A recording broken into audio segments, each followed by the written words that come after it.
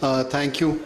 I'll try and keep my presentation very brief. I know that we've overshot our time limit, so...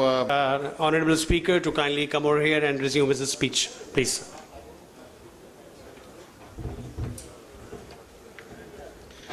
Honorable Chairman, Board of Investment, Dr. Miftah Ismail, distinguished guests, ladies and gentlemen, Assalamu alaikum.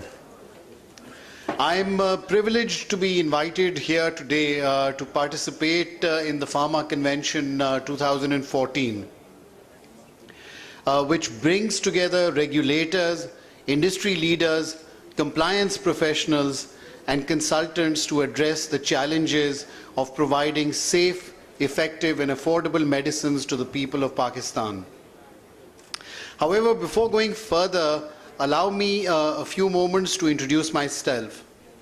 I stand before you as the co-chairman of Pharma Bureau, the pharmaceutical subcommittee of the Overseas Investors Chamber of Commerce, comprising of 26 member companies that represent about 46% of the total Pakistan pharmaceutical market, which is currently valued at about $2.3 billion. Amongst our members are some of the leading global investors and members of the Fortune 100 companies. Some of our members have been operating in Pakistan since 1947 and have played a pivotal role in the development of the pharmaceutical industry. In 2013, our member companies alone paid in excess of 15 billion rupees in taxes to the National Exchequer. Pakistan's pharmaceutical industry is an essential, strategically important, and high-quality industry. There are over 600 registered pharmaceutical companies in the country, which meet almost 90% of the total pharmaceutical demand through local manufacture.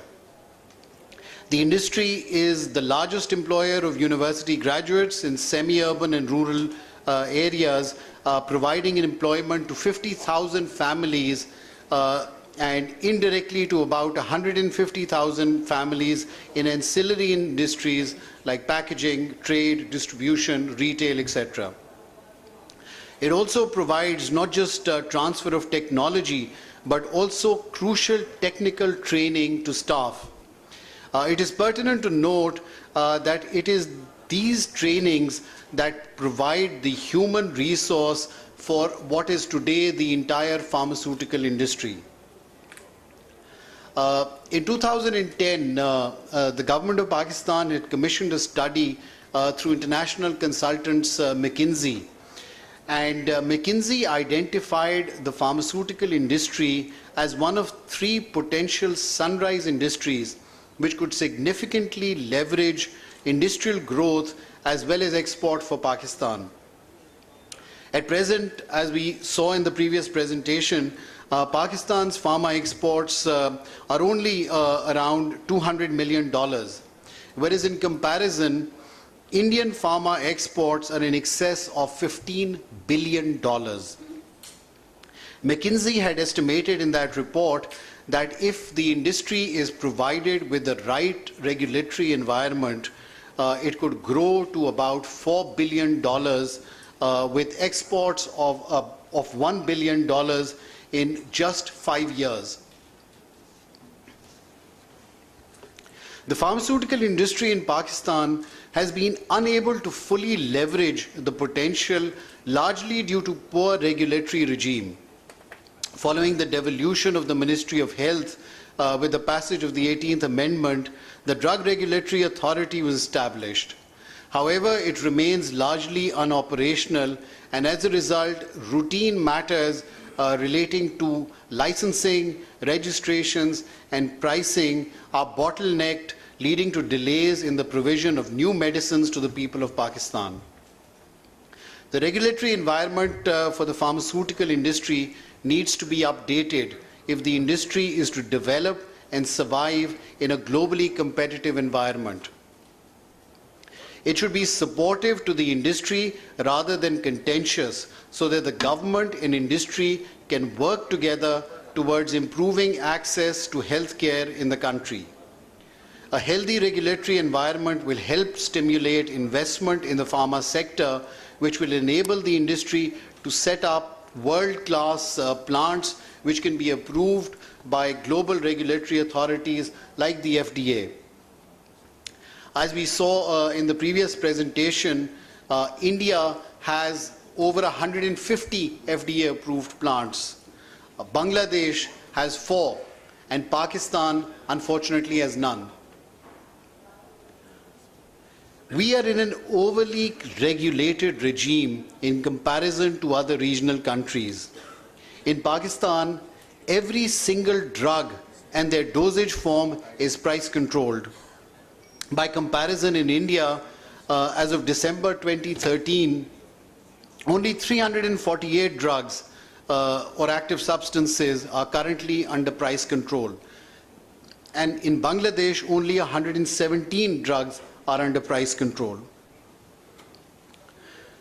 Despite prices of drugs in Pakistan being generally lower than India and Bangladesh, there has been no across-the-board price adjustment for inflation since 2001. This has severely impacted the viability of the pharmaceutical industry. As a result, companies can no longer afford to manufacture certain loss-making, life-saving medicines, and this has led to acute shortage of these essential drugs in the market. The shortage of drugs leads to flooding the market with counterfeit and spurious medicines, which puts the lives of citizens at risk. We've seen examples of this in the past happen in this country. Shortages also result in smuggled drugs making their way to the domestic market, which are then sold at exorbitant prices. We've also seen several multinational companies pulling out of Pakistan because their businesses have become unviable for them. We do not want to see more companies exit the Pakistan market, and unfortunately, if the current situation continues, this is going to further escalate.